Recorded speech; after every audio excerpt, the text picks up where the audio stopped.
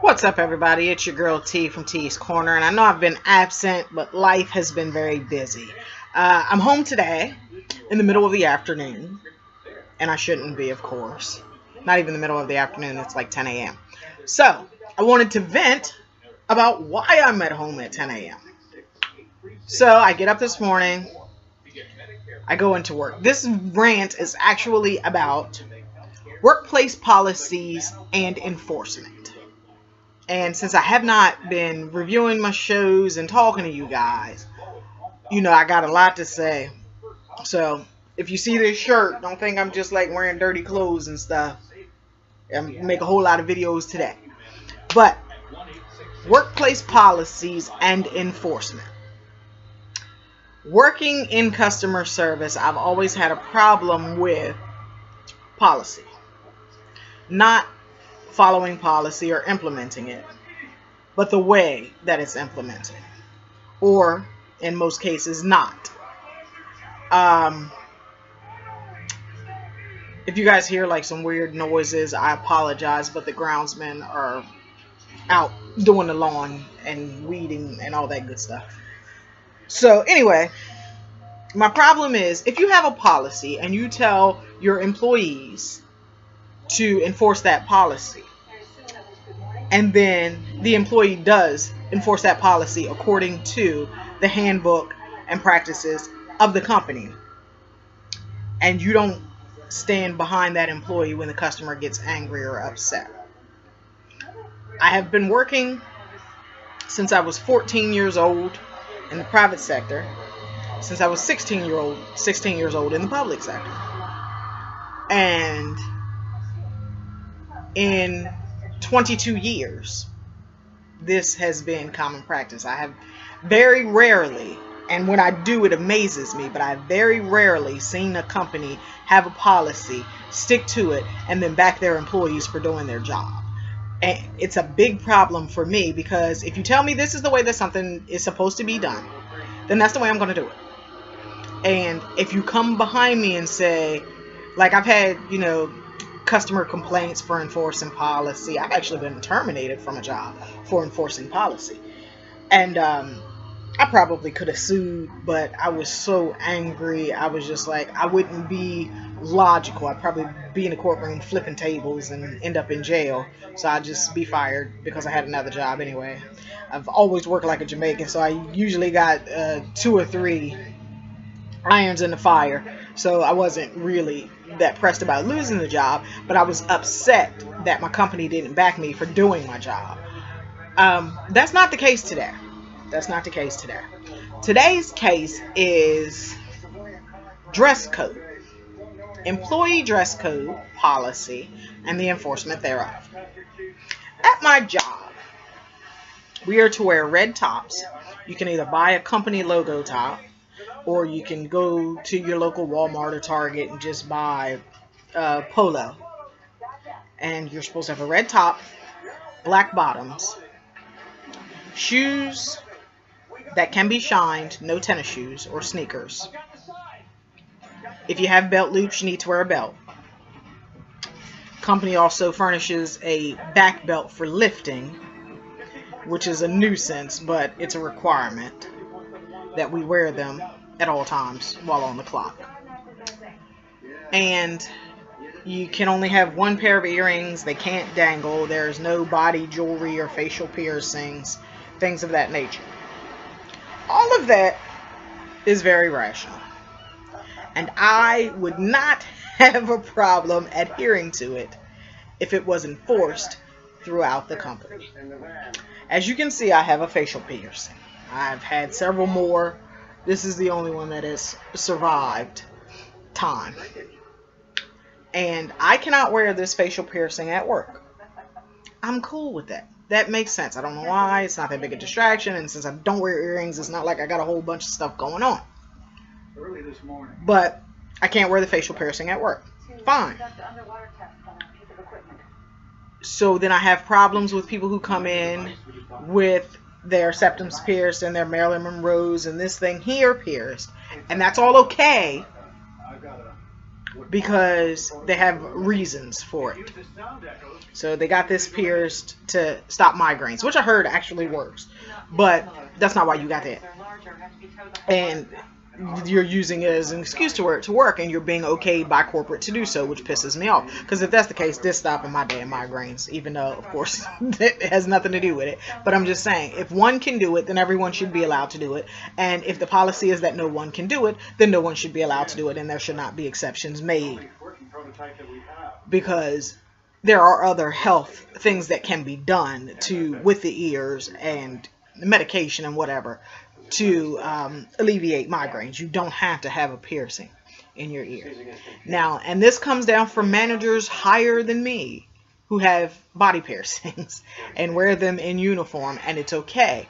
But if any of them sees this, they want me to take it out, which pisses me off because it's not equal. Then there's the policy of the pants. No, we'll start at the bottom. Come on up. Shoes have to be able to be shined, cannot be tennis shoes or sneakers.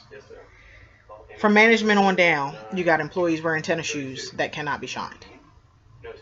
I wear a Walmart version of a military jump boot that, of course, can be shined. Then you come up to the pants. No jeans should be a khaki type pant or slacks in black. We get jeans and yoga pants and tights and leggings. We got a grown-ass man who wears a skirt. Nobody says anything about any of these things. Correct, I said a grown-ass man who wears a skirt, who's supposedly heterosexual, but wants to be a woman, so I guess that makes him a lesbian. I don't know, I'm confused, it ain't none of my business, I stay out of it. But if you say he can wear a skirt to work because he feels like a woman on the inside, how come I can't wear dangly hoops because I am a woman? These are just my arguments. I'm not saying they're logical. I'm saying this is the way I feel about certain situations. So, like I said, we got a grown-ass man in a skirt. And he used to wear pumps until they told him those weren't regulation. You can't be climbing up and down a ladder and working in pumps. Now, my biggest problem with this is that he can wear a skirt. He is within his right to wear a skirt. And if I would like to wear a skirt to work, I could. But I'll tell you that I work in the auto parts industry and I work in a warehouse. I work in a store, but we have a warehouse in our store because we're a hub location. We're a warehouse location. So we supply all of the other stores within our chain in our region. So it's really dirty, grimy work. So you want some old tennis shoes or work boots or something and some sturdy pants. You don't want to be in there in a skirt and stockings, but this is what he does with his little baby doll shoes and his purse and what have you. And I'm like, I don't understand it. It makes no sense to me. It's not even about self-expression. It's about common sense. Why would you wear this in this environment, in this establishment? It doesn't make sense. But I digress. So we got a grown man who wears a skirt. But his skirt is of the proper material and it's black. So he is in uniform. There you go. Then we get to the jeans and the leggings and the yoga pants and all that. That is not in the dress code. It specifically states in the dress code that you cannot wear any of these things. But we have managers and we have associates who do.